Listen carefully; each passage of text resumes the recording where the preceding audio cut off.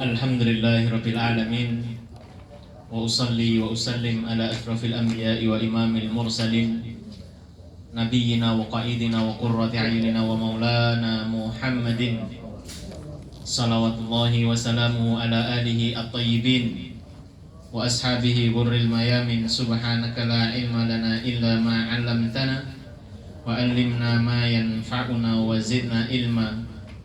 Allahumma ati nufusana taqwaha wa zakkiha anta khairu man zakkaha anta waliyuha wa maulaha, amma ba'du.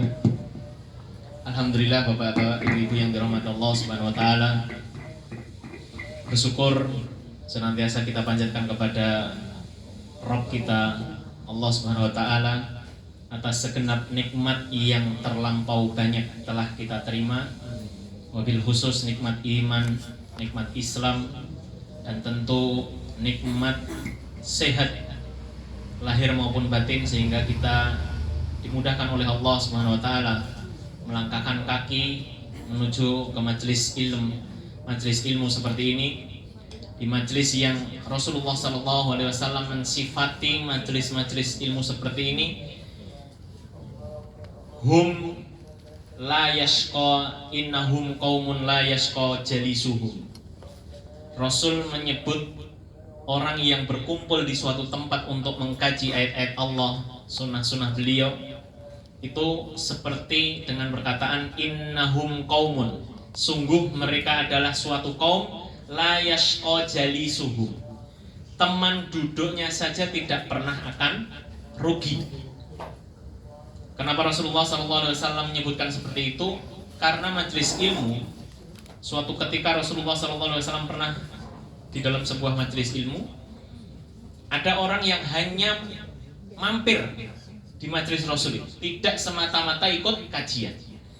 Oleh Rasul, orang tersebut disebutkan jalisuhum, teman duduknya saja nggak bakal rugi. Orang yang mampir, mungkin di musola atau di masjid, aku pengen istirahat lah, Pak Gojek atau semisalnya gitu ya. Kebetulan di situ ada kajian. Orang seperti itu nggak akan rugi. Apalagi orang yang semata-mata niat dari rumah untuk menghadiri kajian ini. Jadi innahum qaumun la yashqa jalisuhum. Sesungguhnya mereka orang-orang yang berkumpul untuk mengkaji ilmu agama bil khusus, itu oleh Rasul disebutkan teman duduknya saja tidak merugi, apalagi orang yang benar-benar niat hadir untuk mengkaji ilmu agama. Bapak-bapak, ibu-ibu yang dirahmati Allah SWT, sering saya sampaikan keutamaan orang yang menghadiri majelis ilmu. Itu kalau saya sering menyampaikan adalah salah satunya selain kita butuh ilmu, yang kedua butuh penghapusan dosa. Karena Rasulullah SAW bersabda, la yastaghfiru li talibil ilm kullu syai'in fis samawati wal ard hatta al-hut fil bahr. Sungguh orang yang menuntut ilmu, khususnya ilmu agama, akan dimintakan ampun oleh seluruh penghuni langit dan bumi sampai ikan di lautan. Bayangkan bahwa apa, ibu-ibu. Jadi kalau saya sering bilang sama remaja masjid saya itu untuk menyemangati mereka, kenapa kita ngaji? Pasti butuh ilmu. Kenapa kita ngaji? Karena saya banyak dosa. Karena kita banyak dosa. Apa hubungannya? Karena orang yang menghadiri majelis ilmu dimintakan ampun oleh seluruh penghuni langit dan bumi, sampai Rasul bersabda hatal hut fil bahr, sampai ikan-ikan yang ada di lautan memintakan ampun untuk orang yang menghadiri majelis-majelis ilmu. Maka mudah-mudahan dengan mendengarkan penjelasan seperti ini, bapak-bapak, ibu-ibu makin semangat untuk kemudian menghadiri majelis-majelis ilmu, meskipun hanya sepekan sekali. Begitu juga keutamaan-keutamaan yang lain yang disebutkan oleh Rasulullah SAW, yang tentu tidak cukup waktu kita membahas hal tersebut, karena malam hari ini insya Allah kita akan membaca dan mentadabburi daripada surat Az-Zumar ayat yang ke-1. Yang kedua, sebelum saya lanjutkan, sholawat serta salam mudah-mudahan senantiasa kita aturkan kepada qudwah hasanah kita Nabiullah Muhammad sallallahu alaihi wa alihi wasallam. Mudah-mudahan kita termasuk orang-orang yang senantiasa mengikuti jejak-jejak beliau, mengikuti sunnah-sunnah beliau, sehingga di hari kiamat kita berhak mendapatkan syafaat beliau. Amin Allahumma amin. Bapak-bapak yang dirahmati Allah Subhanahu wa taala, pada malam hari insyaallah kita akan membaca surat Az-Zumar, surat yang ke-39 dalam urutan mushaf. Sebelumnya saya akan membaca, bapak-bapak, ibu-ibu silakan mendengarkan dan menyimak. A'udzu billahi minasyaitonir rajim. Bismillahirrahmanirrahim. Tanzilul kitabi minallahil azizil hakim. Inna أنزلنا إليك الكتاب بالحق فاعبد الله مخلصا له الدين ألا لله الدين الخالص والذين اتخذوا من دونه أولياء ما نعبدهم إلا ليقربونا إلى الله زلفى إن الله يحكم بينهم فيما هم فيه يختلفون إن الله لا يهدي من هو كاذب كفار لو أراد الله أن يتخذ ولدا لاصطفى مما يخلق ما يشاء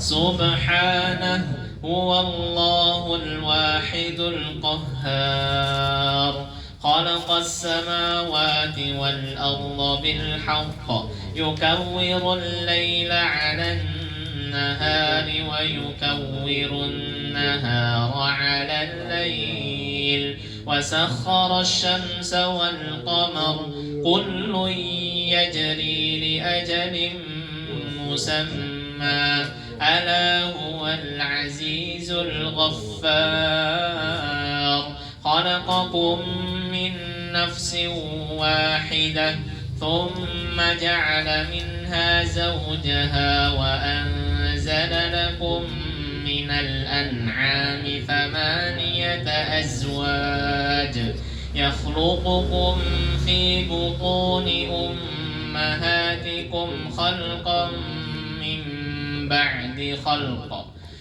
في بطون أمهاتكم خلقا من بعد خلق في ظلمات ثلاث ذلكم الله ربكم له الملك لا إله إلا هو فأنا تصرفون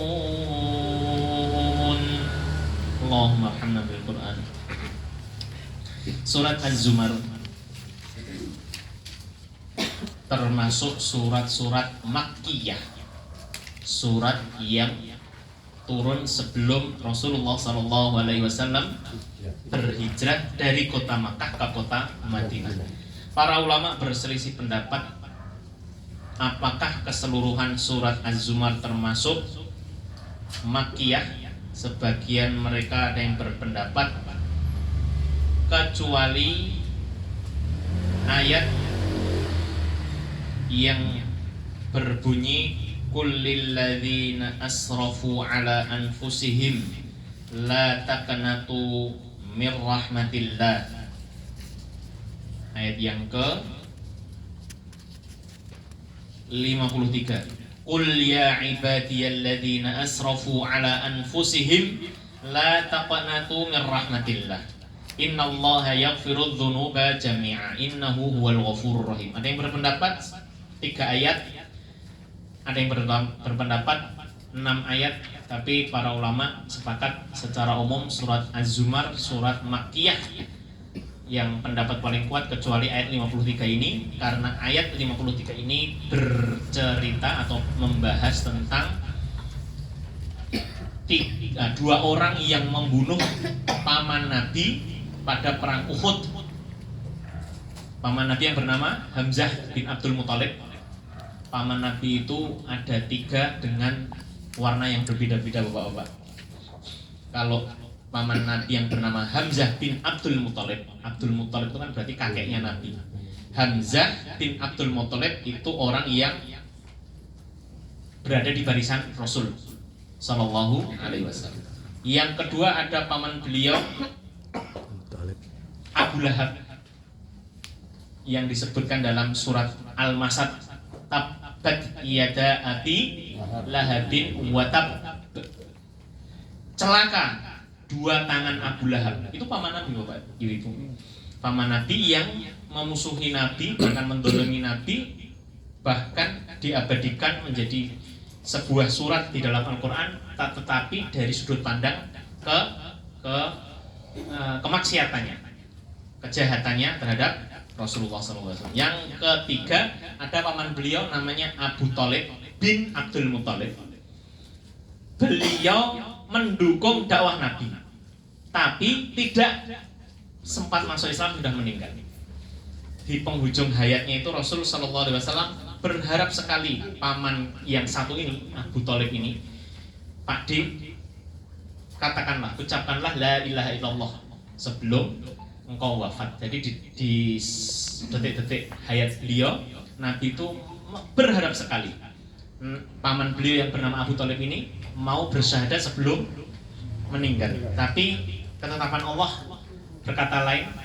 Paman beliau yang bernama Abu Thalib ini meskipun sepanjang hayatnya mendukung dakwah Nabi, berada di depan Nabi kalau ada orang yang hendak memusuhi Nabi, tapi sampai akhir hayat beliau tidak masuk Islam.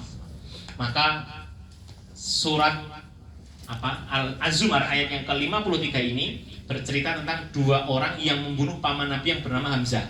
2 orang tadi adalah seorang budak bernama Wahsy, orang kulit hitam yang pandai melempar tombak, disuruh tuannya yang bernama Hindun, istri dari Abu Sufyan, termasuk pembesar dan pemuka orang Quraisy Mekah pada waktu itu. Di perang Uhud, Hindun selaku tuannya menyuruh Wahsy, budaknya, kamu bunuh si Hamzah. Dan benar, pada perang Uhud itu Wahsy dengan kelihayannya melempar tombak tepat mengenai tubuh Hamzah hingga wafat. Tidak cukup di situ, Bapak Ibu. Hindun, seorang perempuan pemuka Quraisy pada waktu itu, menyuruh Wahsy untuk membawa jenazah paman Nabi yang bernama Hamzah tadi untuk dibawa ke hadapan Hindun. Sesampainya jenazah paman Nabi yang bernama Hamzah di depan Hindun, oleh Hindun dibelah dadanya, diambil hatinya, lalu dikunyah-kunyah. Luar biasa. Tetapi Masya Allah Bapak-Bapak, Ibu-Ibu, ini kita belum mulai surat Az-Zumar, tapi saya akan menyinggung sedikit surat ayat yang ke-53 yang oleh sebagian ulama dianggap termasuk Madaniyah, ya. Sekalipun surat Az-Zumar secara umum turun sebelum Nabi hijrah, tapi khusus ayat ini termasuk yang Madaniyah, berarti turun setelah Nabi hijrah, karena bercerita tentang Wahsy tadi. Pada tahun 8 Hijriah, jadi 8 tahun setelah Nabi hijrah, umat Islam di kota Madinah sudah kuat, jumlahnya banyak. Maka Rasulullah SAW memimpin umat Islam untuk menaklukkan kota Mekah, mengambil alih dari kekuasaan orang Quraisy yang sudah melemah pada tahun 8 Hijriah pada waktu itu. Singkat cerita, pada penaklukan kota Mekah tersebut, Rasul bisa mengambil alih kota Mekah tanpa ada pertumpahan darah, tanpa ada peperangan, karena memang orang Quraisy sudah melemah, pasukannya sudah banyak yang masuk Islam, dan Rasulullah SAW mengepung kota Mekah dari dari 4 penjuru pintu masuk kota Mekah, dan tanpa ada perlawanan, tanpa ada pertumpahan darah. Pada saat itu Rasul bersabda, siapa yang masuk rumahnya aman, atau kalau di luar rumah masuk Islam aman. Pada waktu itu Bapak Ibu, Wahsy, Hindun, dan Abu Sufyan, ini suami istri. Abu Sufyan dan Hindun ini suami istri yang termasuk pemuka atau orang terkenal di Quraisy pada waktu itu, termasuk pembesar ya. Termasuk Wahsy sang budaknya, pada hari itu, pada hari penaklukan kota Mekah, mereka masuk Islam. Allah menghapuskan dosa mereka sekalipun kejamnya minta ampun. Pamannya Nabi sendiri pada perang Uhud ditombak, dibunuh, kemudian dibelah dadanya, dikunyah-kunyah hatinya, lalu dimuntahkan lagi. Tapi pada saat penaklukan kota Mekah, mereka bertiga ini masuk Islam. Artinya dosa mereka selama sebelum Islam terhapuskan. Tapi Rasulullah berkata kepada mereka, meskipun Allah mengampuni dosa-dosa kalian, tapi saya sebagai manusia biasa tidak atau belum siap untuk melihat wajah-wajah kalian. Jadi meskipun Allah menghapuskan dosa-dosa tiga orang ini, Abu Sufyan, Hindun, dan Wahsy, karena mereka kemudian masuk Islam pada saat penaklukan kota Mekah, tapi Nabi sebagai manusia biasa masih ada rasa sakit hati mengingat peristiwa pembunuhan, bahkan pembantaian ya paman beliau yang bernama Hamzah. Maka beliau berkata, Allah sudah mengampuni dosa-dosa kalian karena memang Allah Maha Pengampun, tapi saya belum siap melihat muka-muka kalian. Maka surat Az-Zumar ayat yang 53 ini oleh sebagian ulama dikategorikan termasuk ayat yang madaniyah, yang turun setelah Nabi hijrah, karena memang peristiwa pembunuhan paman Nabi itu pada perang Uhud, dan ketika mereka masuk Islam berkaitan dengan ayat ini itu pada tahun 8 Hijriah, 8 tahun setelah Nabi hijrah. Baik Bapak Ibu yang dirahmati Allah SWT, itu berkaitan dengan status surat Az-Zumar yang makkiyah kecuali ayat yang ke-53 wallahu ta'ala. Kita masuk ke ayat yang pertama. Allah Subhanahu wa taala berfirman, Tanzilul kitabi minallahil azizil hakim. Surat makkiyah, surat yang turun sebelum Nabi hijrah, memang sering-seringnya turun di tengah-tengah orang Quraisy Mekah pada waktu itu. Maka isi-isinya diantaranya seperti ini Bapak Ibu, yaitu menjelaskan bahwa tanzilul kitabi minallah, kitab Al-Quran yang diturunkan Allah kepada Nabi itu benar-benar turun dari Allah. Jadi Allah ingin mempertegas bahwa Nabi Muhammad yang diutus di tengah-tengah orang Quraisy itu benar-benar mendapatkan wahyu dari Allah, bukan karangan Muhammad. Ya, jadi ayat-ayat seperti ini mempertegas status bahwa Allah benar-benar menurunkan sebuah kitab kepada Nabi Muhammad SAW, yaitu Al-Quran, sebagaimana pernah Allah turunkan kepada para nabi yang terdahulu, Nabi Musa dengan kitab Taurat, Nabi Daud dengan Zabur, Nabi Isa dengan kitab Injil. Minallahil azizil hakim. Allah itu sifatnya Al-Aziz, Maha yang perkasa, Maha yang Dzul Izzah, yang memiliki izzah. Yang memiliki izzah itu maknanya Allah mampu memaksa siapapun yang Ia kehendaki, dan Allah bisa mencegah siapapun yang Allah kehendaki. Al-Hakim, Maha bijaksana. Berhubungan dengan penurunan Al-Quran, berhubungan dengan penurunan Alkitab kepada Nabi kita Muhammad SAW, itu bagian dari kemahabijaksanaan Allah. Karena Allah Maha bijaksana, Al-Hakim yang penuh dengan hikmah, maka Allah turunkan Al-Quran sebagai panduan hidup, khususnya pada waktu itu untuk mengeluarkan orang-orang kafir Quraisy minadz-dzulumati ilan nur, dari gelapnya kejahilian menuju terangnya cahaya hidayah. Kenapa disebut gelap orang-orang jahiliyah? Karena memang kalau kita lihat di sejarah, di sirah nabawiyah, beberapa saat sebelum Nabi Muhammad SAW, atau mungkin bertahun-tahun ya, beberapa tahun sebelum Nabi diutus menjadi seorang utusan, sebelum beliau diutus menjadi Rasul, itu kondisi kota Mekah sangat mengkhawatirkan dari sisi kemaksiatan. Tidak hanya kalau bahasa saya porno aksi, tapi juga pornografi.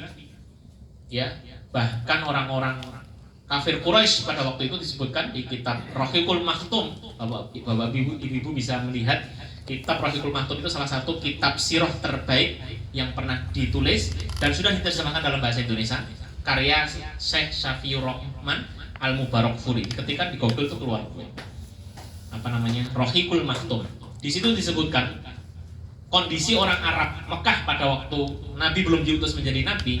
Mereka itu biasa berzina, biasa berganti-ganti pasangan tanpa ada ikatan yang jelas. Mereka menyembah patung yang ada di sekitar kota Mekah pada waktu itu. Di sekitar Ka'bah disebutkan ada 360 patung dan kondisinya dalam keadaan telanjang. Jadi sudah menyembah patung itu perbuatan syirik, kondisi mereka telanjang. Jadi sudah separah itu kerusakan kondisi orang kafir Quraisy sebelum Nabi diutus. Maka dengan kebijaksanaan Allah, al-hakimnya Allah, Allah utus Nabi kita Muhammad SAW dengan Al-Quran untuk mengentaskan mereka dari gelapnya jahiliyah menuju terangnya cahaya hidayah Islam.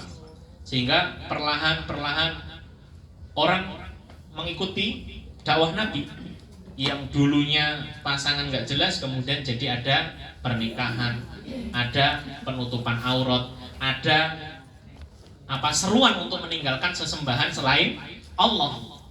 Maka di ayat selanjutnya Allah berfirman, Inna anzalna ilaikal kitaba bil haqq fa'budillaha mukhlishan lahuddin. Inna sesungguhnya kami, anzalna kami Allah turunkan ilaika kepadamu wahai Muhammad al-kitab, kitab ini bil haqq, dengan benar. Dengan benar. Makna bil haqqi itu tidak ada kesalahan, tidak ada keraguan, ya, karena memang orang kafir Quraisy pada waktu itu, ketika Al-Quran di awal mula diturunkan kepada Muhammad, mereka sebagian ragu, ya. Padahal kalau ditanya apakah kamu sepakat Muhammad ini jujur, sepakat. Tapi kalau berkaitan dengan kitab Allah, wahyu Allah yang diturunkan kepada beliau, mereka ragu. Nah, itulah sifat daripada orang-orang kafir seperti itu. Ya, padahal kalau urusan yang lain mereka sepakat, mereka semua sepakat tanpa ragu sedikit pun Nabi Muhammad adalah orang yang jujur, bahkan beliau dijuluki Al-Amin, orang yang bisa dipercaya, nggak pernah bohong, selalu jujur dan bisa dipercaya. Tapi giliran Nabi Muhammad SAW menyerukan dakwah Islam ini, sebagian mereka mengkufuri beliau.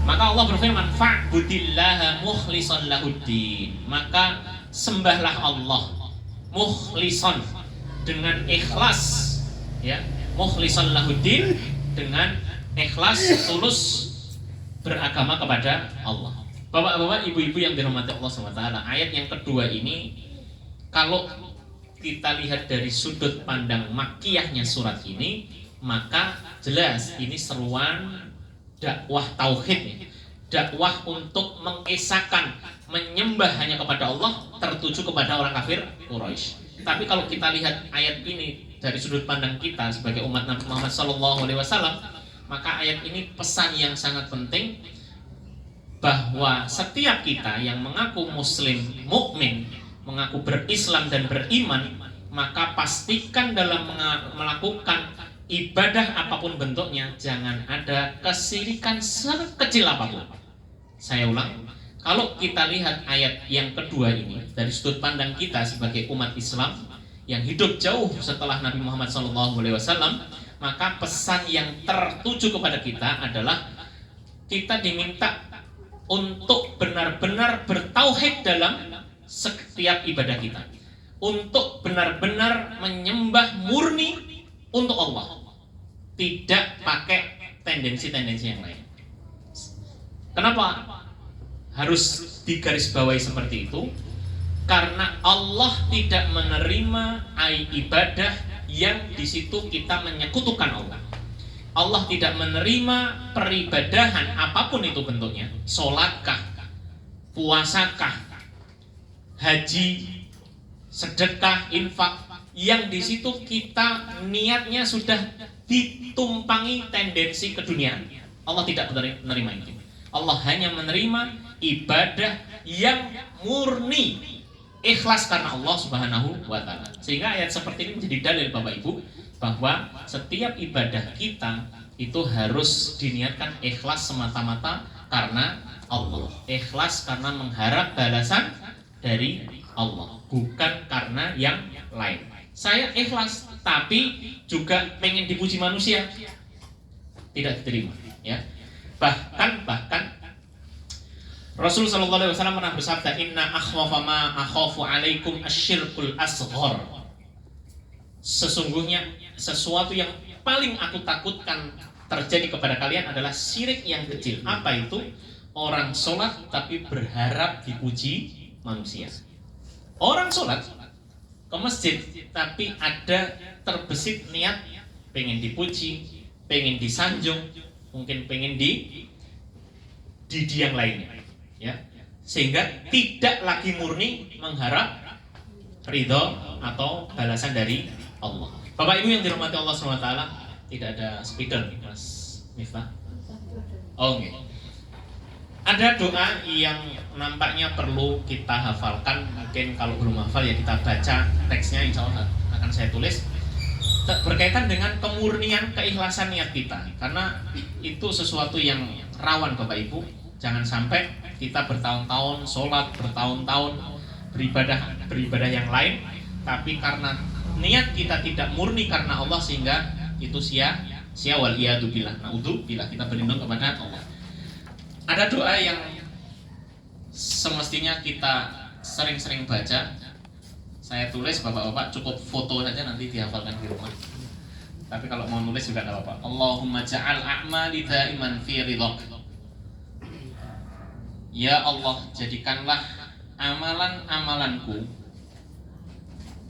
daiman fi ridhak, selalu dalam keridhaan. Nanti terjemahnya di akhir nih. Waj'al niyyati khalisatan liwajhikal karim. Dan jadikanlah niat-niatku dalam beramal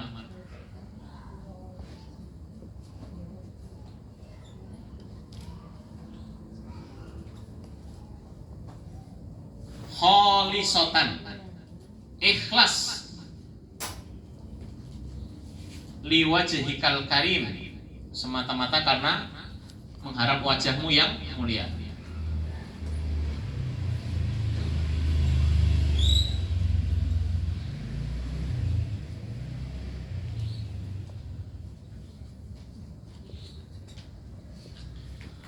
Allahumma ja'al amali daiman fi ridha wa ja'al niyyati khalisatan liwajhikal karim wa tahhir a'mali minar riya wan nifaq was sum'ah.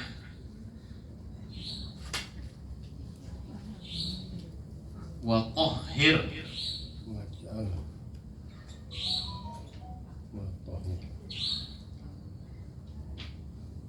jalan niyyati khalisatan liwajhikal wa tahhir a'mali minar riya, dan sucikanlah, bersihkanlah amalanku dari segala bentuk riya, wassum'ah,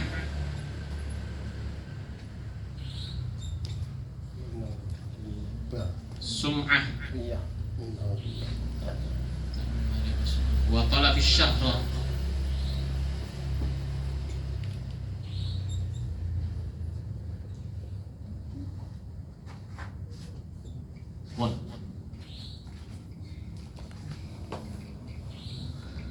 Ya Allah, jadikanlah amalan-amalanku selalu dalam keridhaan-Mu, dan jadikanlah niatku ikhlas semata-mata karena wajah-Mu yang mulia. Wa tahhir a'mali minar riya, dan sucikanlah, bersihkanlah amalan-amalanku dari riya. Wa sum'ah, sama ya, riya sama-sama sombong, tapi bedanya kalau riya itu pengen dipandang, berhubungan dengan mata. Wa sum'ah, sombong, riya yang berkaitan dengan pendengaran, pengen dipuji. Wa talabish syahra, dan mengharap ketenaran. Dan hari ini kita sedang ada di masa sesuatu yang tenar itu menjadi puncak tujuan. Wal iyadu billah. Jadi seolah-olah kalau belum viral, belum ini ya, belum puas. Mau beramal tuh harus dipoto, diupload biar orang pada tahu. Astagfirullah. Mau sholat, bikin status, alhamdulillah sudah sholat tahajud malam ini. biar tetangga-tetangganya pada tahu kalau kita sering tahajud. Naudzubillah. Hati-hati Bapak Ibu, kita sudah haji, umroh, nanti butuh ketenaran, kita sering bersedekah, mencari riya, sum'ah, terlebih syah. Naudzubillah. Makanya kita banyak-banyak membaca doa ini. Kalau sudah, saya dikabari biar saya bacakan artinya atau saya tulis di bawahnya. Ya, tulis bawahnya. Itu watolabil syahroti. Kalau berhenti sukun. Ya Allah,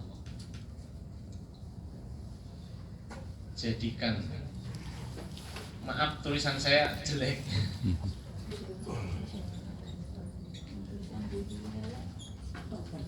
Tapi kata guru saya, jelek atau tidak itu kuncinya penting bisa dibaca.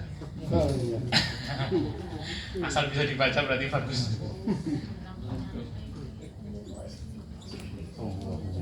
Selalu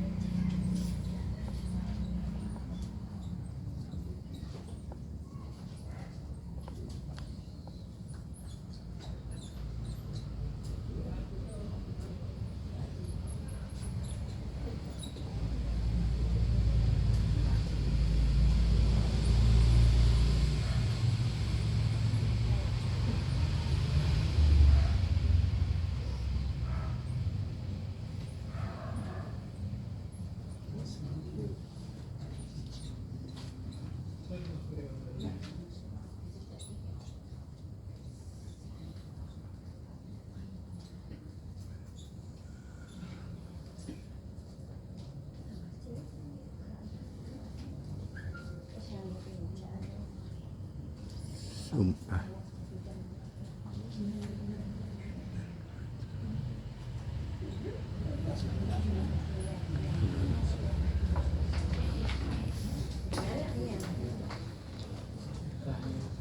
Allahumma ja'al amali daiman fi ridhak waj'al niyyati khalisatan liwajhikal karim wa tahhir a'mali minar riya was sum'ah wa talabi syahrah. Ada tambahan wa madahin nas dan pujian manusia, tapi saya pikir cukup ya. Artinya kita berharap kepada Allah, memohon agar senantiasa amalan kita dibersihkan, disucikan dari segala macam bentuk riya, sombong, sum'ah, mencari tenar, mencari pujian manusia. Sambil menulis, karena memang Allah Subhanahu wa taala mengharapkan hanya amalan yang diterima oleh Allah itu semata-mata ikhlas karena Allah. Allah tidak akan menerima amalan yang di situ kita ada tumpang tindih niat, ya. Niat karena Allah, iya, tapi juga karena niat yang lain-lainnya itu tidak akan diterima. Maka di ayat selanjutnya, ala lillahi dinul khalis. Ingatlah, hanya milik Allah ad-dinul khalis, agama yang murni. Ketahuilah bahwa Allah hanya menerima agama yang murni, yang tidak ada tambahan-tambahan selain dari Allah. Maka ayat seperti ini menjadi dalil tidak boleh kita memodifikasi amal ibadah apapun Bapak Ibu. Karena mungkin pagi hari sholat subuh saya tak 3 rakaat, kurang marem kalau 2 rakaat, nggak bisa Bapak Ibu, nggak bisa, ya. Karena memang dari Allah dan Rasulnya sholat subuh 2 rakaat. Maka dalam rangka memurnikan agama, kita lakukan sesuai dengan apa yang diperintahkan oleh Allah dan Rasulnya, dan itulah yang akan diterima. Kalau sudah kita modifikasi, kita sudah inovasi, sudah tambahin, sudah kita kurangin, sholat isya kan malam-malam capek kalau 4 rakaat, 2 rakaat saja nggak bisa loh ya. Itu seperti itu. Ala lillahi dinul khalis. Nampaknya belum pada selesai. Baik, saya tunggu dulu ya. Oke, buatan apa namanya? Sedih tapi mudah-mudahan bermanfaat. Atau di foto? Oh, Mas Miftah di foto nanti dikirim di grup Mas. Ada di madrasah. Atau nanti kalau longgar saya tuliskan, tak kirim Tinggal Mas sedikit ini sudah Miftah. rampung. Ini di foto nanti saya kirim ke grup Ustaz. Oh, nggak tahu. Kalau enggak nanti tak tulis ulang yang bagus di apa Google, dikirim ke WhatsApp biar enak dibaca, nggak apa-apa. Ingatkan saya Mas Miftah. Kalau apa tulisannya enak dibaca kan sebelum tidur bisa sambil baca. Atau Nggak bagus, yang penting bisa dibaca. Ngoten Hmm. Iya. Oke. Mending bisa di mouse, Pak. Bisa. Saya juga nggak bagus yang bisa dibaca.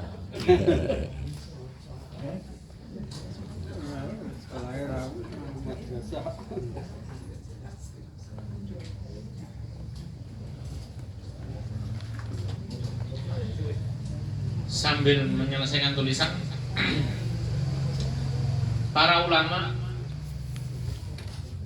mewanti-wanti berkaitan dengan kemurnian niat, keikhlasan niat itu, sampai ada ulama yang bernama Fudail bin Iyad berkata, tarkul amali li ajlin nas riya, meninggalkan amalan karena manusia itu termasuk riya.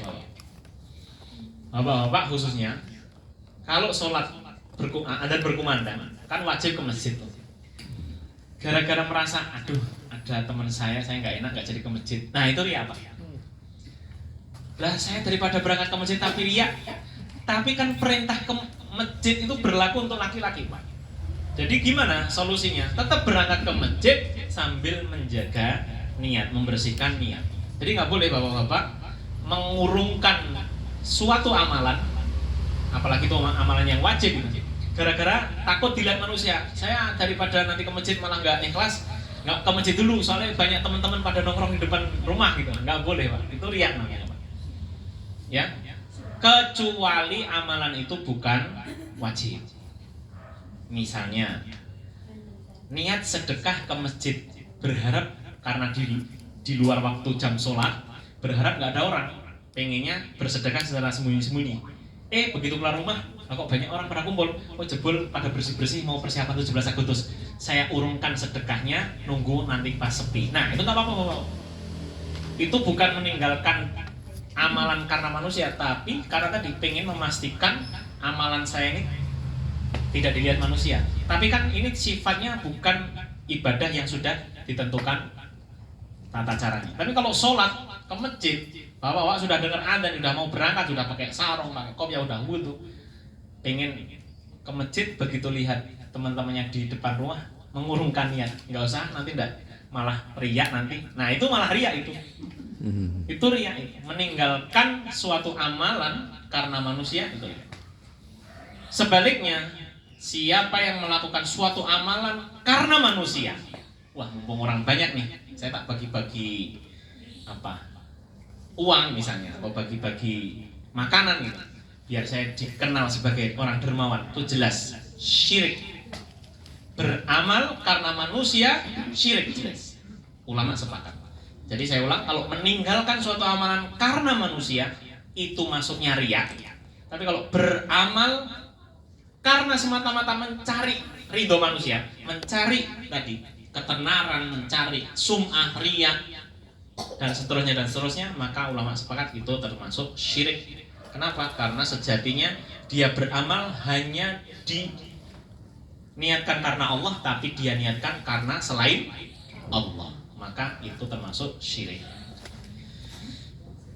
Pentingnya niat, pentingnya ikhlas berkaitan dengan ayat yang ketiga di awal, ala lillahi dinul khalis. Karena Allah hanya menerima agama yang murni, agama yang masih ikhlas karena Allah, yang masih murni. Murni itu ikhlas itu murni. Ikhlas itu murni, belum tercampuri, terkotori dengan hal-hal yang lain. Maka Allah berfirman, walladzina takhadhu min dunihi awliya ma na'buduhum illa liyuqarribuna ilallahi zulfa. Nah, ini contoh bagaimana orang beribadah kepada Allah tapi pakai tapi-tapian. Kita lihat. Walladzina, dan orang-orang yang ittakhadhu, mereka menjadikan min dunihi, dari selain Allah, auliya, wali-wali, sesembahan-sesembahan. Jadi mereka menjadikan sesembahan selain Allah. Konteks ayat ini sebagai surat Makkiyah berarti mereka orang kafir Quraisy menjadikan berhala-berhala sebagai wali-wali, sebagai sesembahan. Tapi mereka mengakunya begini, mana butuhum illa liyuqarribuna ilallahi zulfa. Kami nggak menyembah mereka, kami nggak menyembah patung-patung itu kecuali melainkan untuk mendekatkan kita kepada Allah. Kita itu hanya menjadikan mereka sebagai perantara. Tetap salah Bapak Ibu, ya, tetap salah. Jadi Allah menggambarkan ini, namanya ala lillahi dinul khalis. Allah hanya memiliki agama yang murni, Allah hanya menerima agama yang murni. Maka bagian dari bentuk yang sudah tidak murni itu seperti ini. Mereka orang-orang kafir Quraisy menjadikan berhala sebagai sesembahan, meskipun alasan mereka untuk mendekatkan kepada Allah. Maka kita ingat bahwa Ibu yang dimuliakan Allah SWT, kisah kaum Nabi Nuh. Nabi Nuh itu nabi yang pertama kali menjadi rasul. Saya ulang, nabi yang pertama menjadi rasul itu adalah Nabi Nuh. Nabi Adam, nabi, tapi bukan rasul. Nabi yang pertama menjadi rasul. Apa beda nabi dan rasul? Nabi itu menerima wahyu, kalau rasul wajib menyampaikan. Kalau nabi saja tidak rasul, berarti hanya menerima wahyu tapi tidak wajib menyampaikan.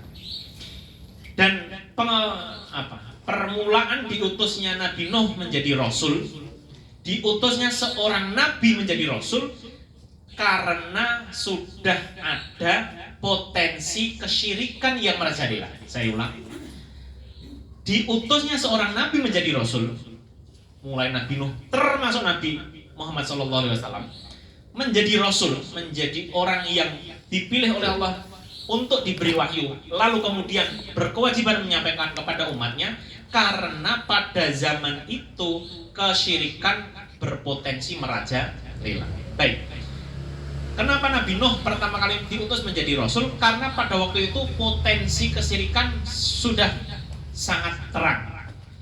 Disebutkan sebelum Nabi Nuh diutus menjadi rasul, itu sebelumnya orang-orang soleh banyak, Bapak Ibu. Setelah Nabi Adam, kemudian ada anak beliau dua, Qabil Habil, yang kemudian dibunuh. Ada anak perempuannya Iklimah, Labuda, dan seterusnya sampai Nabi Idris. Setelah itu ada orang-orang soleh yang berdakwah di tengah-tengah manusia pada waktu itu. Tetapi sepeninggal orang-orang soleh, murid-muridnya atau jamaah-jamaahnya itu punya inisiatif untuk mengenang orang-orang soleh yang sudah meninggal itu dengan membuat patung yang mirip dengan orang-orang soleh. Saya ulang, orang-orang soleh yang hidup sebelum Nabi Nuh, lalu kemudian mereka meninggal, oleh umatnya, oleh pengikutnya dibikinkan, ya bahasa kita semacam prasasti lah ya, atau patung untuk mengenang mereka. Tetapi pertama kali dibuat patung itu, mereka hanya menganggap untuk mengingat saja, mengenang saja. Mereka secara umum masih menyembah Allah. Tapi kemudian anak turunnya, anak cucunya berpikiran berubah. Bapak-bapaknya menyembahnya kepada Allah. Patung-patung itu hanya untuk mengenang orang-orang soleh yang sudah meninggal. Tapi anak cucunya memahami lain. Kemudian mereka menyembahnya justru ke patung-patung, bukan kepada Allah. Pergeseran inilah yang kemudian oleh Allah diutus Nabi Nuh untuk mengingatkan mereka. Jangan, itu sudah salah jalan. Itu sudah syirik. Karena orang-orang tua kalian dulu menyembahnya kepada Allah, membuat patung itu hanya untuk mengenang. Dan seperti itulah setan, Bapak Ibu. Mereka bekerja siang malam untuk menggelincirkan anak Bani Adam, ya, manusia ini, yang awalnya mengingat, mengenang lewat foto, ya, kalau hari ini gitu ya. Kemudian bergesernya generasi anak berubah cucu ke bawahnya beralih kepada penyembahan kepada orang-orang soleh yang dikenang melalui patung-patung tadi. Maka diutuslah Nabi Nuh menjadi rasul untuk mengingatkan mereka. Namun Bapak Ibu, kalau kita pernah membahas surat Nuh, Nabi Nuh itu nabi yang luar biasa sabar. Beliau diperintah oleh Allah berdakwah di tengah-tengah umatnya itu al-fasanatin illa khamsina ama, 1000 tahun kurang 50. Berapa tahun Bapak Ibu? 950 tahun. Pengikutnya tidak lebih dari 80 sekian orang. 80 sekian orang. Enggak sampai 100. Bapak Ibu di sini berapa orang? 80 sekian Bapak Ibu. Itu pun anak beliau tidak taat. Anak beliau termasuk yang membangkang. Disebutkan namanya Kan'an. Pada waktu itu Nabi Nuh tiba-tiba diberi wahyu oleh Allah untuk membuat kapal. Padahal pada waktu itu masih belum ada hujan. Tapi karena Nabi Nuh mendapatkan wahyu, beliau mengerjakan sesuai dengan perintah. Anaknya ngecek-ngecek gitu. Ngapain kau Pak bikin kapal panas ya kayak gitu. Dinasihati nggak bisa. Ya, sampai kemudian Pak kapal itu jadi, Nabi dengan semua pengikutnya yang hanya sedikit tadi masuk ke dalam kapal, lalu turunlah hujan dari atas dan banjir bandang dari bawah tanah. Jadi air itu benar-benar keluar dari bawah tanah maupun dari langit, sehingga terjadi banjir yang besar. Konon para ulama menyebutkan sebagian besar bumi pada waktu itu tenggelam. Sebagian besar bumi pada waktu itu tenggelam.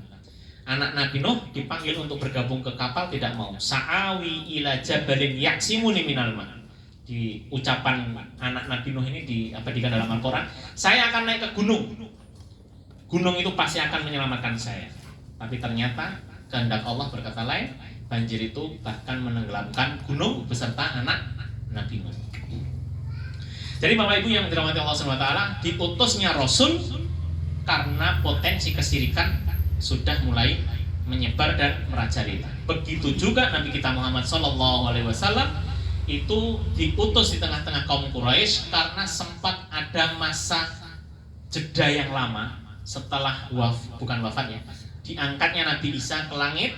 Maka setelah itu manusia ada waktu yang lama tanpa ada Rasul yang diutus di tengah-tengah mereka. Maka dalam surat Yasin itu kalau Bapak sering baca, litundhira qauman ma undhira aba'uhum fahum ghafilun. Engkau wahai Muhammad diutus untuk memberi peringatan kepada kaum yang bapak-bapak mereka itu sudah lama nggak dapat peringatan sehingga mereka lalai. Memang itu namanya masa fatrah, masa jeda antara diangkatnya Nabi Isa ke langit, bukan wafat ya, sampai kemudian Nabi Muhammad SAW diutus. Itu jedanya cukup lama sehingga manusia banyak yang lalai. Maka Allah mengutus Nabi Muhammad untuk mengingatkan, untuk memberi peringatan kepada manusia, wabil khusus adalah orang kafir Quraisy pada waktu itu yang benar-benar sudah sangat-sangat jahiliyah ya, disebutkan karena tadi ya sudah syirik, juga kemudian perzinaan, pornografi, porno aksi dan seterusnya. Maka di sini disebutkan orang-orang yang tidak memurnikan ibadah kepada Allah itu mereka beralasan saya nyembah berhala itu semata-mata untuk mendekatkan diri kepada Allah, dan ini salah. Kenapa? Karena kalau ingin menyembah Allah langsung saja tanpa perantara. Ya. Karena orang kafir Quraisy Bapak Ibu itu di ayat lain disebutkan wala in sa'altahum man khalaqas samawati wal arda la yaqulunna Allah. Orang kafir Quraisy itu Bapak. Kalau kamu wahai Muhammad bertanya kepada mereka orang-orang kafir Quraisy itu, siapa yang menciptakan langit dan bumi dan seluruh alam semesta ini, mereka menjawab Allah. Mereka menyadari itu, tapi untuk menyembah Allah mereka pakai bulat-bulat. Kemudian istilahnya di sini mana butuhum illa liqaribuna ilallahi zulfa. Kami enggak menyembah mereka para berhala kecuali dalam rangka mendekatkan diri kepada Allah, dan itu adalah sebuah kesalahan. Innallaha yahkumu bainahum fima hum fihi yakhtalifun. Innallaha, sesungguhnya Allah, yahkumu, akan menghukumi, bainahum, di antara kalian, fima hum fihi yakhtalifun, dalam perkara yang kalian sama berselisih. Kalau yang baik Allah hukumi dengan surga, yang buruk pasti Allah hukumi dengan neraka. Innallaha la yahdi man huwa kadhibun kafar. Sesungguhnya Allah tidak memberi petunjuk kepada orang yang dia itu kadzib, pendusta, tidak jujur, bohong, kafar, yang senantiasa berbuat kekufuran. Bapak Ibu yang dirahmati Allah Subhanahu wa taala, ayat-ayat seperti ini, sekali lagi kalau kita lihat konteks ayat ini sebagai surat Makkiyah, maka sekali lagi ini adalah dakwah Rasulullah SAW untuk mengingatkan orang-orang kafir Quraisy, khususnya pada waktu itu, untuk kemudian meninggalkan segala bentuk penyembahan terhadap berhala, lalu kemudian menyembah ikhlas murni hanya kepada Allah. Kalau itu tertuju kepada kita sebagai orang yang sudah Islam sejak kecil, maka ayat-ayat seperti ini menuntut kita untuk kemudian berlaku ikhlas, memurnikan niat hanya semata-mata karena mengharap ridha Allah dalam setiap amalan kita, yang mahdoh maupun yang ghairu mahdoh. Yang amalan itu sudah ditentukan tata caranya seperti sholat, haji, umrah, kemudian puasa, maupun amalan-amalan yang ghairu mahdoh, amalan yang belum ditentukan tata caranya seperti infak, sedekah, dan seterusnya dan seterusnya. Karena Allah Subhanahu wa taala sekali lagi tidak menerima amalan yang di situ seseorang mencampur adukkan niat dengan niat-niat yang lain. Allah tidak mau disandingkan dengan yang lain. Maka ini sekaligus mempertegas bahwa Allah itu ahadun, Allah itu esa. Dan inilah seruan seluruh para nabi dan rasul. Seluruh para nabi dan rasul itu tidak menyeru kepada umatnya kecuali untuk mentauhidkan Allah, untuk menyeru agar mereka menyembah hanya kepada Allah, agar mereka memohon hanya kepada Allah. Sebagaimana yang sering kita baca dalam surat Al-Fatihah, iyyaka na'budu wa iyyaka nasta'in. Ayat-ayat seperti ini juga mempertegas bahwa Allah Subhanahu wa taala la nadida wa la tamthila. Allah itu tidak ada sekutu dan tidak ada bandingan. Karena Allah lam yakun lahu kufuwan ahad. Allah itu tidak ada yang bisa menyerupainya satu benda pun, satu barang pun. Karena Allah al-Khaliq, Allah itu pencipta, sedangkan selain Allah itu makhluk. Selain Allah itu adalah makhluk, diciptakan. Allah itu Khaliq, pencipta, sedangkan yang lain adalah makhluk. Dan sejak dulu sampai hari kiamat, sampai kapanpun ya, pencipta tidak akan bisa disamakan dengan ciptaannya. Ya, laisa kamitslihi syai'. Allah itu tidak ada yang bisa menyerupainya. Syai'un, sesuatu pun, fil ardi wala fis sama, di langit maupun yang di bumi. Ya, maka ayat-ayat seperti ini semestinya menjadikan kita makin mantap berharap dan berdoa hanya kepada Allah. Iyyaka na'budu, hanya kepada Engkau lah kami menyembah ya Allah. Wa iyyaka nasta'in, dan hanya kepada Engkau lah kami minta pertolongan. Seberat apapun persoalan hidup kita, minta tolongnya kepada Allah. Jangan ke pohon beringin, jangan ke Mbah Rungseng, penjaga mata air. Kalau di kampung-kampung itu biasanya apa namanya? Sendang. Astagfirullah. Kalau ingat seperti itu, saya ingat zaman mondok dulu ada mbah-mbah yang biasa ngasih sesaji di bawah pohon beringin. Ya Allah, mbah kagem sinten? Kagem ingkang jagi mriku.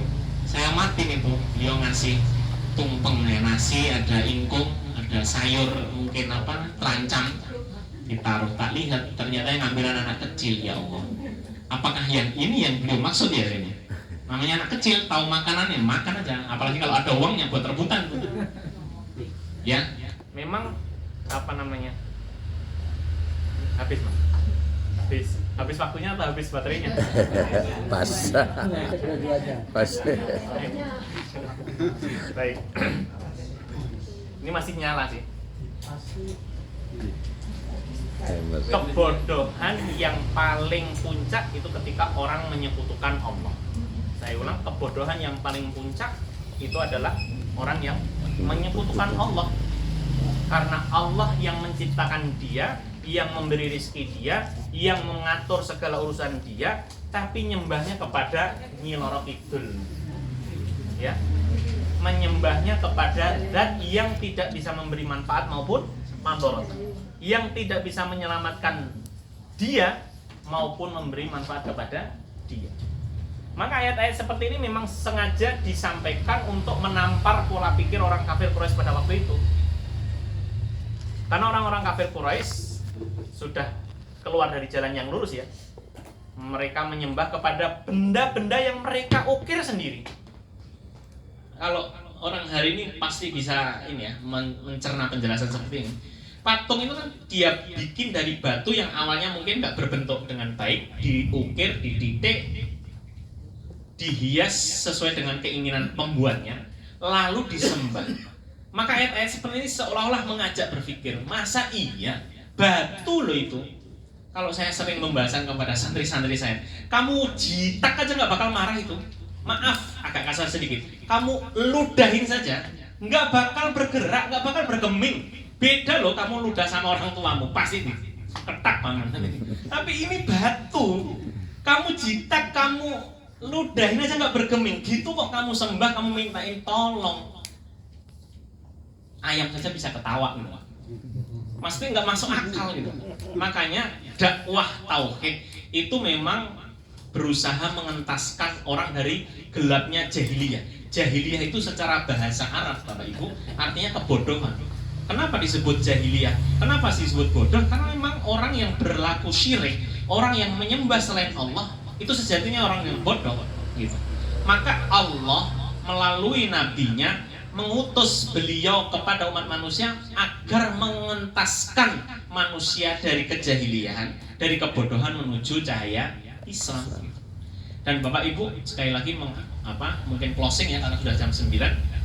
Orang yang beriman itu kalau mau menyadari secara lahir maupun batin Bapak Ibu, itu akan merasakan ketenangan yang tidak semu. Berbeda dengan orang yang tidak beriman. Segala hal selain iman, misalnya itu bisa memberi kebahagiaan, sifatnya semu. Tapi kalau kebahagiaan iman itu sifatnya langgeng. Ya, karena memang fitrah kita manusia itu butuh kepada Tuhan, Bapak Ibu. Kita manusia itu butuh kepada Allah. Itu kenapa dalam surat Al-Ikhlas Allah berfirman, Allahus Samad. Allah itu tempat bergantung, Allah itu tempat bersandar. Dan kita bersandar kepada sesuatu yang memang benar-benar bisa memberi harapan. Masa kita bersandar kepada sesuatu yang nggak bisa memberi harapan? Makanya para ulama itu menjelaskan bahasanya sedikit menggelitik Bapak Ibu, yang saya baca di kitab-kitab tafsir itu begini. Kalau Allah sudah menjelaskan ini, Allah itu menciptakan manusia. Nanti di ayat setelahnya bahkan disebutkan Allah itu menciptakan manusia di perut ibu bertahap demi tahap. Dijelaskan khalqan min ba'di khalqin.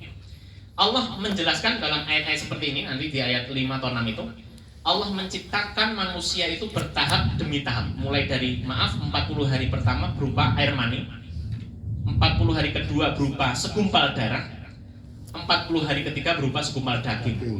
Bayangkan ibu-ibu, itu dijelaskan oleh orang 1500 tahun yang lalu, 15 abad yang lalu, yang teknologi belum secanggih sekarang loh. Itu Allah melalui perantara malaikat Jibril kepada Nabi Muhammad SAW menjelaskan proses penciptaan manusia. 40 hari pertama berupa air mani, 40 hari kedua berupa segumpal darah, 40 hari yang ketiga segumpal daging. Itu bahasa kita hari ini Pak. Kalau 40 hari ketiga berarti dikalikan 40 kali 3 berarti 120 hari. Kalau dibagi sebulan per bulan 30 berarti 4 bulan. Allah melalui lisan Nabi Muhammad SAW menjelaskan 40 hari ketiga ini atau 120 hari atau bulan keempat, 4 bulan seorang jabang bayi, Allah mengutus malaikat meniupkan ruh. Maka pada hari itu 40 hari ketiga, 120 hari, bulan yang keempat, 4 bulan, itu seorang jabang bayi sudah punya nyawa. Siapa yang bisa menjelaskan seperti ini kalau bukan wahyu dari Allah? Belum ada Google loh Ibu, belum ada YouTube, belum ada teleskop atau mungkin USG buat lihat meneropong isi perut ibu di dalam janin di dalam perut, belum ada. Tapi Rasul bisa bersabda begitu karena memang dalam surat An-Najm Allah berfirman, "Wa ma yantiqu 'anil hawa in huwa illa wahyun yuha." Nabi itu nggak pernah berkata berdasarkan hawa nafsu. Beliau berucap dan berkata semua berdasarkan wahyu.